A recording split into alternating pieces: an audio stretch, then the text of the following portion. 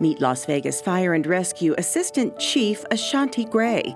She oversees support services and communications, which is the 911 call center.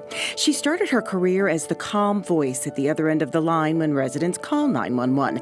But funny story, she didn't know that that's what she would be doing when she applied to be a communications specialist. So I come to apply, I'm going through the interview process. One of the items was there's a phone and a notepad. Pick up the phone and write down the information you hear. So I'm still thinking some type of receptionist, right? Something like that. I pick up the phone and the person is screaming on the other end. So I just write down the information, but I think a look on my face stopped the HR person. So she calls them back and said, let's pause the test. She goes, do you know what you're applying for? And I was like, communication specialist? And she goes, yes, that's in 911. And I said, okay. And so she's like, would you like to complete the test? Yes, of course. So I finish it. I ended up scoring #1 in the test. I was group 1, #1, got the job, and I've loved it ever since. Her most memorable call came early in her career and stuck with her throughout her career. The most memorable one, I had someone who was by themselves, home alone, choking on the phone.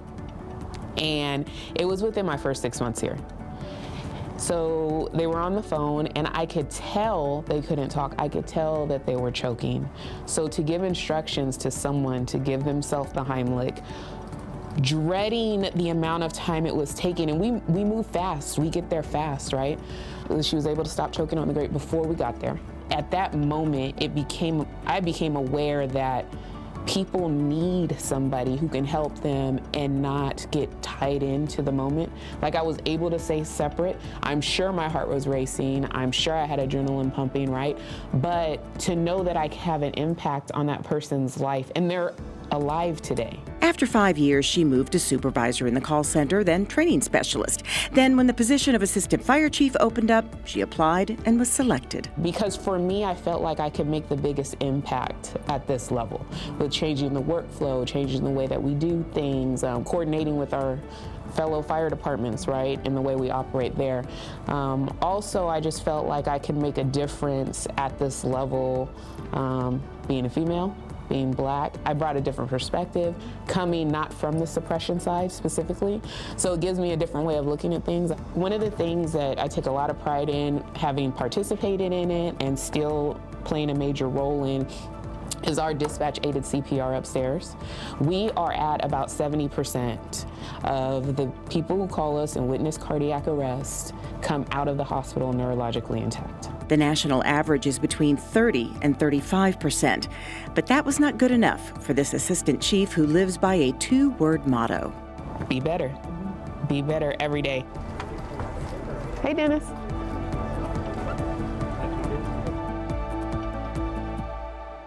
Meet Deputy Chief Danielle Davis from the City of Las Vegas Department of Public Safety, or DPS.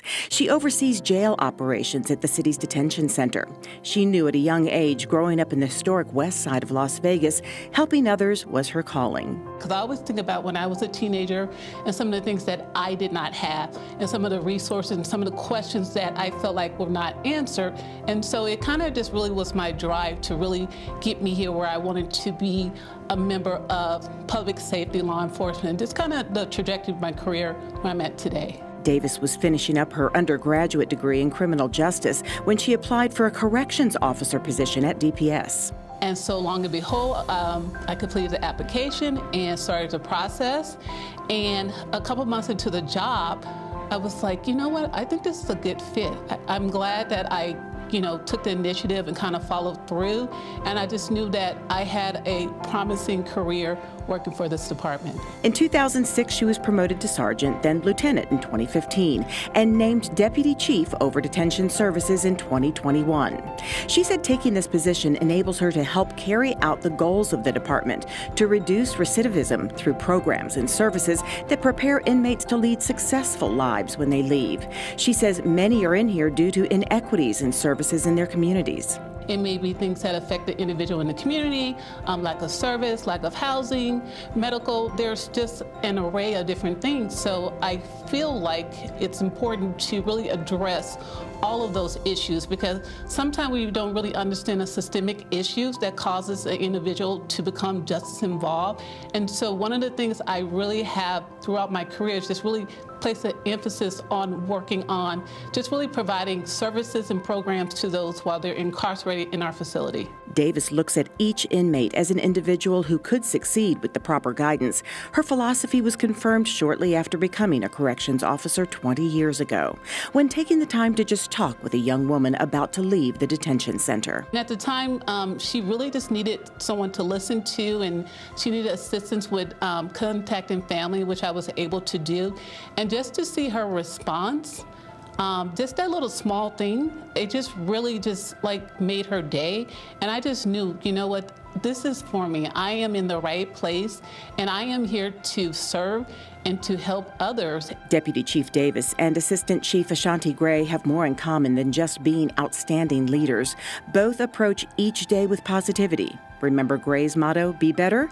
Davis has a similar outlook. One of the things I try to do daily is just kind of look in the mirror and just remind myself that you are great, you are kind, and you are here to do a great job. And just, this is your story, and to continue to write it and know that you may make mistakes along the way. However, this is your journey, and you're going to be successful in the end.